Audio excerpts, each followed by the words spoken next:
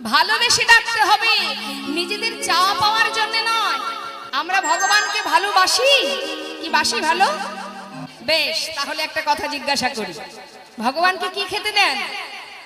বাতাসা আর নকুল দানা, এর বেশি কিছু পাওয়ার ভাগ্য তার নেই। বাজারে অল্প টাকায় পাওয়া যায়, 200 গ্রাম কিনে আনলে 1 মাস হয়ে যায়, তাই না? ভগবানের জন্য নকুল দানা, তার থেকে বেশি হলে বাতাসা। আর যখন একটু শসার সিজন হয় তখন মাঝে মধ্যে 1-2 শসা দেন। 24 ঘন্টার মধ্যে ভগবান আপনার ওই ঘরের সিংহাসনের মধ্যে চুপচাপ দাঁড়িয়ে থাকে, কখন ভক্ত আমাকে 2টো নকুল দানা দেবে। আর যদি তার মধ্যে একটা বেশি পড়ে যায়, কি করি আমরা? তুলে কোটোর মধ্যে ভরে রেখে দিই, কালকে আবার দিতে হবে, তাই না? তাহলে এই তো ভগবানের প্রতি আমাদের ভালোবাসা।